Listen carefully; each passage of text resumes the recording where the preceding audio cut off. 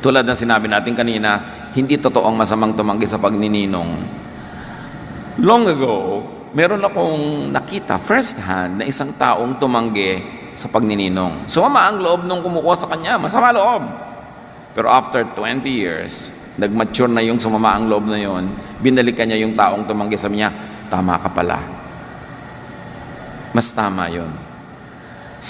Hindi kailangang oo ka lang ng oo, hindi mo lang kayang pangatawanan, o kaya magiging stress lang sa buhay mo. Do not set very high standards in giving. Mga kapatid, kahit mapera kayo this year, sikapin nyo huwag masyadong malaki ang halaga ng mga regalo nyo kasi hindi kayo sure kung mapera kayo next year. O kaya kung gusto nyo magre-regalo ng medyo talagang may halaga financially, sabi mo, alam mo, ngayong taon lang ito ha, medyo na meron tayo, pero hindi ibig sabihin next year ganito pa rin. Magbigay na kayo ng babala. Kasi ang mahirap sa binibigyan, ngayong taon na ito, next year, aasa na mauulit yun. Kaya meron ka dapat babala.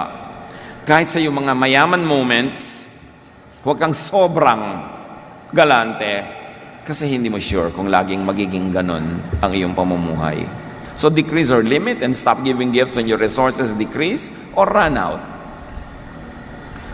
Ngayong taon na ito, wala talaga kayong pera, huwag kayong magregalo. Hindi nyo kailangan ituloy ang tradisyon kung nakakapagpahirap na yun sa inyo.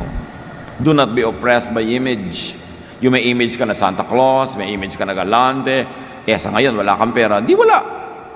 Dapat sa totoo lang tayong mabuhay. And recipients, mga tagatanggap, set your givers free. Pwede nyo na sabihin, ay ninong, may trabaho na po ako, salamat sa mga naging gifts nyo noon, pero pwede na kayong tumigil at sisikapin kong mabaligtad. Ako naman na magre-regalo sa inyo. Narito po ang isang panyo. Diba? So, baligtarin mo naman, hindi ikaw laging tatanggap. And set your givers free from your pressure.